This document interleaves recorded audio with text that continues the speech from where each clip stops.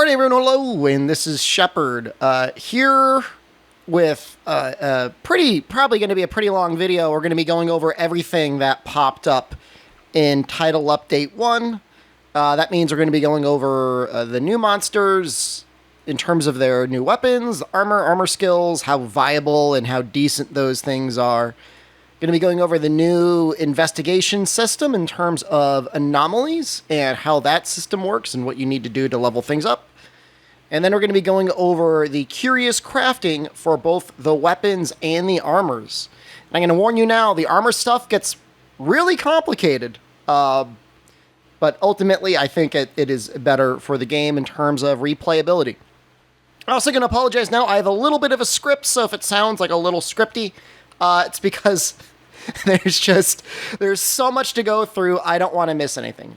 So first up, we're just going to talk a little bit about Seething Basil. Seething Basil's the first guy they make you fight. Not really too much to say about his armor. Nothing here super exciting.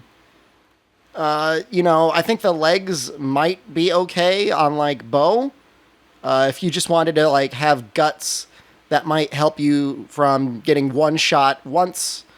Stamina Thief, I'm assuming, works with the absolute power shot to drain stamina. Draining stamina on afflicted monsters actually does get them out of their afflicted state a little bit faster, so I could see these being usable. Tacit, to a lesser extent as well. Everything else pretty much not that great. I guess the chest kind of a little bit. Weapons, the only real standout thing that I saw that seemed like even kind of okay is the Lance. Does have 350 raw. I mean, there's a very tiny amount of blast on it. But it gets access to purple. If you had a really, really good armor set, that would be able to overcome that affinity and everything else, in terms of getting like protective polish 3 and stuff like that. I think it would be really good. But it's going to be a lot of work. It's going to be a lot of work to beat out Magnamalo for its flexibility. And it's going to be a lot of work to beat out Teostra for just the large amount of blast that it has. But, that 10% affinity isn't that big of a deal. So that's it for Seething. We're not going to spend much time on him. Gold Rathian, though, on the other hand, amazing. Really, really, really, really, really good set. These arms I could see being a very commonly used general use arm set. Chain crit, of course, always great to have 1 point. Peak performance isn't amazing, but it's all right. Crit boost, pretty much standard on everything. Level 4, level 2, and a level 1 slot. Can't really beat it. Main thing with Gold Rathian is we got a new skill. It's called Status Trigger. Essentially, whenever you do an evasion, so it's an evasion, it's not a counter, you will get Status Trigger, which will proc, goes 5, 8, and 12, and it makes it so rather than your status attacks landing 1 out of every 3 hits, they land 100% of the time. And we've seen some crazy things. Apparently, Kanta, day 1, loaded up on this skill, and he apparently put Lucent Narga to sleep like 20 times. So I'm not entirely sure how balanced it is. To me, in general, it feels like maybe a little bit better of kind of like a multiplayer skill anyways, unless the thing is like super weak to poison or para, or if you just love putting things to sleep. I'm just not sure if the damage would stay consistent. But I mean, I could see maybe at least using the head and then another piece from Lucent Narga later on against something like Kushal or something like that, super weak to poison. Or maybe like Diablo is super weak to paralysis, getting status weapons off in that way. This Defiant skill is available as a decoration now, by the way. It's a level 1 decoration, make it very easy to fit in. Level 1 nullifies weak roars, so like, just like little baby monsters like Pookie and stuff like that. Usually they only roar when they're enraged, so this will proc before they're enraged, allowing to ignore that roar.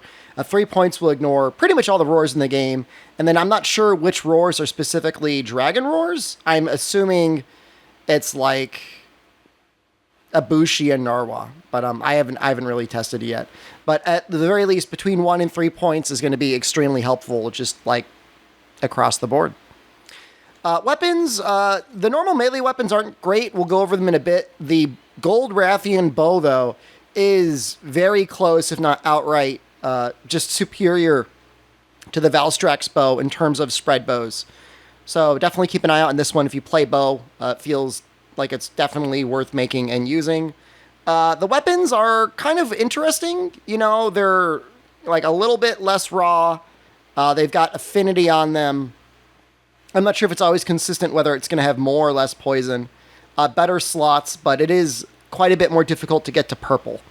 So I'm not going to say it's useless. Like, obviously, if you've got the extra 20% affinity, that means that you've got maybe between 1 or 2 extra slots available to you to use on handicraft anyways, which might make up for it.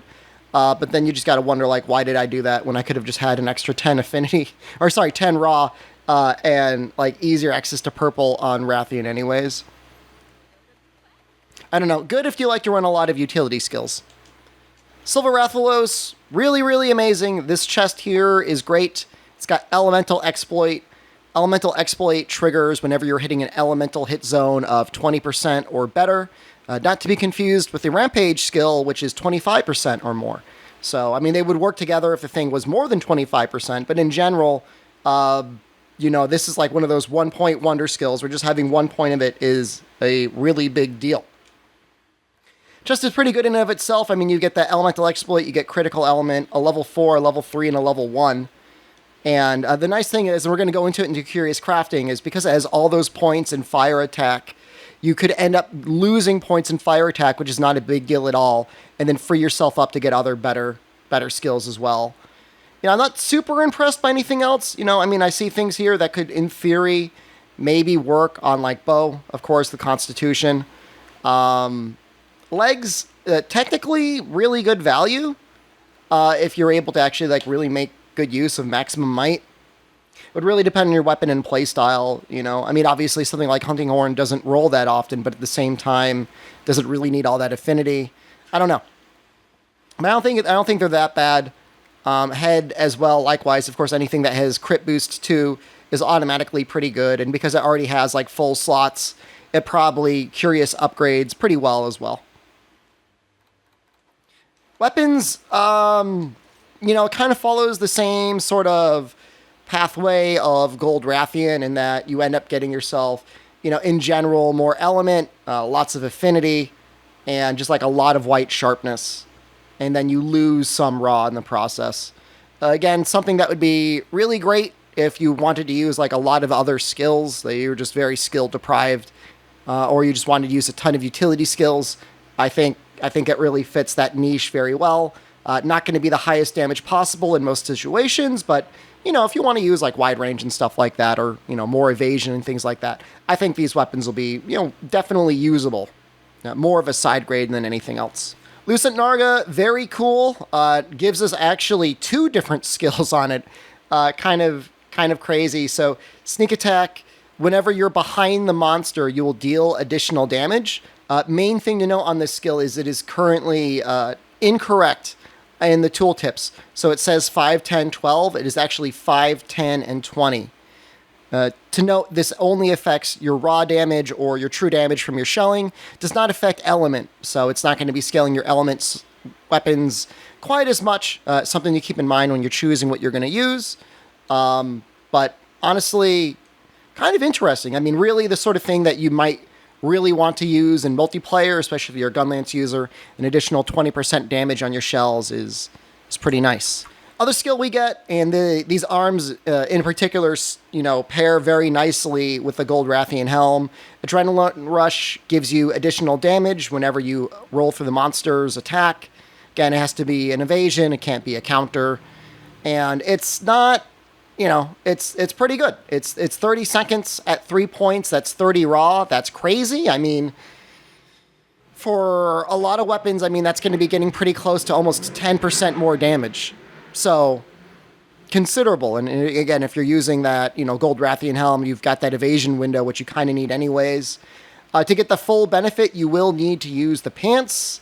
Pants are a little bit harder to use. Nice thing here is, of course, if you do Qurious Crafting, you've got that ammo up, or I guess, theoretically, the handicraft that it could eat up in terms of making Qurious Crafting a little bit easier.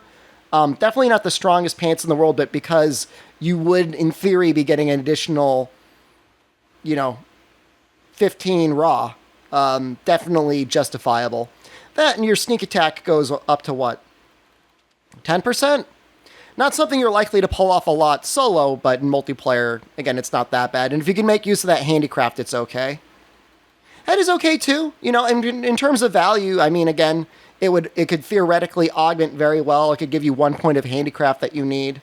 I know some people aren't a fan of Agitator on afflicted monsters, considering they're constantly going into and out of their afflicted state. But you got to remember, like, when they're not afflicted, they're just punching bags anyways. When they're not freaking out. When they are angry and they're enraged, though, that's when it's going to be at its most useful. And with all the extra skills that we're going to have, you can almost definitely justify running Agitator on top of other things.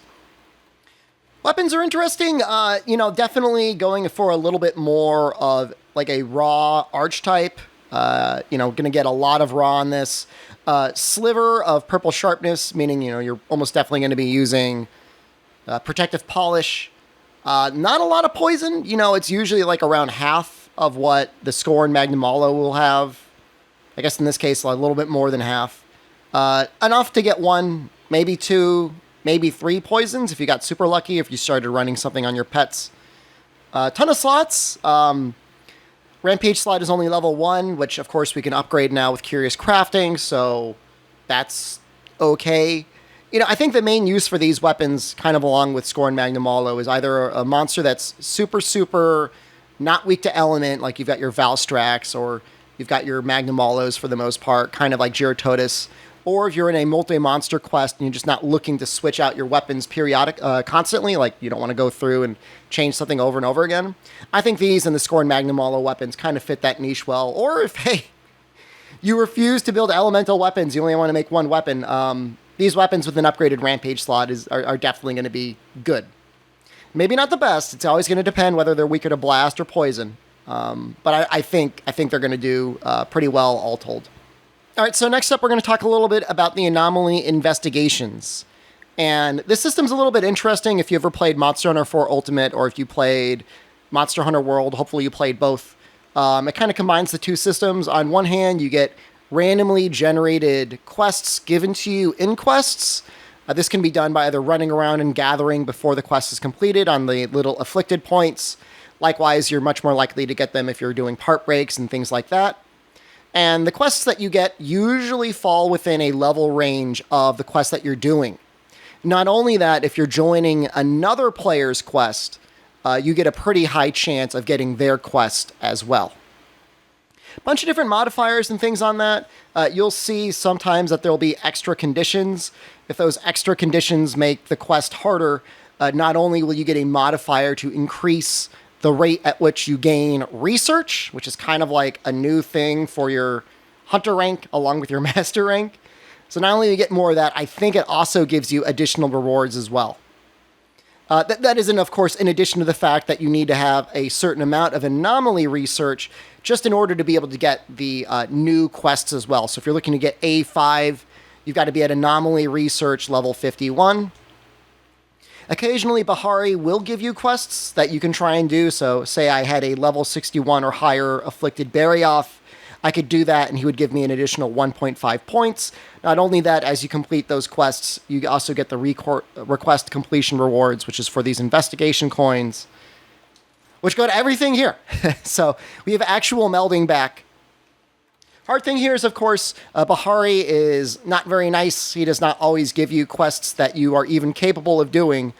It kind of makes me feel as if they really want people to really take advantage of doing multiplayer, really push people out to like look for quests. So, I mean, I could go out and go to this board here and pull up Barioth.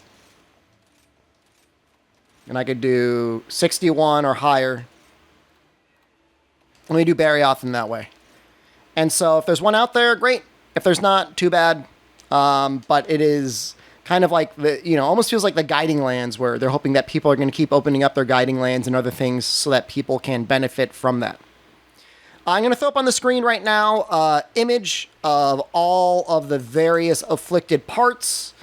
This is a little image that was put together by Gaudium017 off Twitter. Everybody thank him. Check out his Twitter. Say, hey, thanks, man. I saw your image and it helped.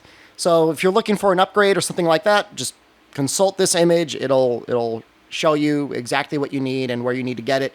Likewise, as you go through and you need the various higher levels of the essences, you can just check the quest itself and it'll tell you what sort of essence you're likely to get. So Amber Essence Plus, Prime Amber Essence, everything is now shown just under the main rewards. So if you need something, you can kind of search it out in that way. One little point, if for some reason you very specifically just want to target a investigation that you do not have and you want to make it, if you'd go back and do the normal anomaly quests, if you just do that quest normally now, at the end of the quest, you'll get an investigation, and it seems to almost always be of that monster. Now, it's not always leveled up, but as you do the quests over and over again, you can level them up yourself. Again, something that if you were doing multiplayer, not an issue. Search for a high level one, hope that you steal it, keep doing it until you do and you're good. If you are solo only, you've got a lot of work to do if you want to level everything up to max. I mean, it's going to be hundreds of quests for sure. Okay, so we're going to talk a little bit about the Qurious weapon crafting. If you just select a weapon, you have to enable augmentation, and you just need a certain amount of afflicted monster parts to do that. When you've done so, you will be able to actually go in and actually start adding these different certain boosts in. These are sort of like the augments from Monster Hunter World. In general, I'm just going to say, something like Affinity Boost, not good. It takes 3 slots. It's only 5% affinity. Probably don't use it. Not really worth it. In general, I'm planning on, for the majority of my weapons, because I like element, I'm planning on doing 3 element and then 2 attack. Of course, there is nothing wrong for making a more of a raw heavy weapon. 2 points in attack, or 2 upgrades in attack and 1 element. Just depends on what you're fighting or what your playstyle and your choice of armor skills are. Sharpness boost is fine early on because it feels like really easy to make, and it will save you 1 point of handicraft somewhere on your set. So if you're really struggling to fit all of your skills in, this might actually end up being better in terms of being able to scale your other abilities. But I think as you start to augment your armor and you get lots more of skills and things like there, and that way, that sharpness boost will be less and less relevant as time goes on. One thing to note is you can also upgrade the rampage slot. It's very expensive. It takes 4 slots, which pretty much just leaves you with room for 1 elemental boost. But when you take a look at how much additional raw damage you'd be getting by having the proper anti-species deco in a level 2 slot, as opposed to just having a level 1 slot, it will beat out attack boost. Otherwise, you could look at things like your different, switch axes and stuff like that. And if you've got a switch axe that you really like, but it's only like a level 2 slot, you could always, upgrade the rampage slot there. And then you could use the switcher deco, which, as we know, makes the switch axe a lot more fun, a lot more enjoyable to use. Okay, last up, and definitely the hardest thing to go through is Qurious armor crafting. Incredibly deep system.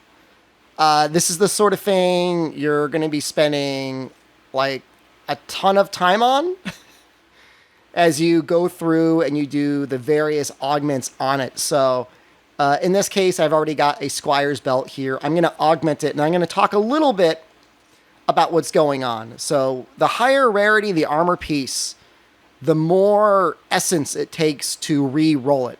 Once you re-roll it, it is going to go through, and based on how low the rarity is, you'll have a certain base amount of points for it to draw skills from. Not only that, while it's rolling, and it could roll up to 7 times, it can sometimes roll negative things, which then increase the budget for it to roll even better things later on. So in this case, I've rolled 14 defense minus ice resistance, and I got 2 new skills. It could have been so many other things, and I'm just going to go ahead and throw the spreadsheet up on the screen right now just so you can kind of get an idea of what's going on. It's basically trying to equalize a certain number of rolls to a certain amount of negative and positive values. Don't get too crazy with it, My general attitude is if I've gotten one skill that I'm happy to have, and especially if I've gotten like a nice slot upgrade, I'm normally very happy, and you should be too. It'll usually work out pretty well, and then as time goes on and you start getting more and more of these essences, you could start rolling more and more often. So one thing that I got pretty nice, where was it? I was able to get this Malzeno helm.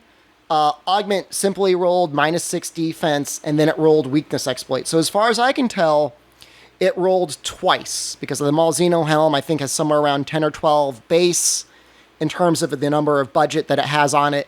It rolled the -6 defense, which gave me whatever amount of points I needed to get up to 15, which is 15 is the amount of points necessary in order to roll this highest tier skill, which is weakness exploit.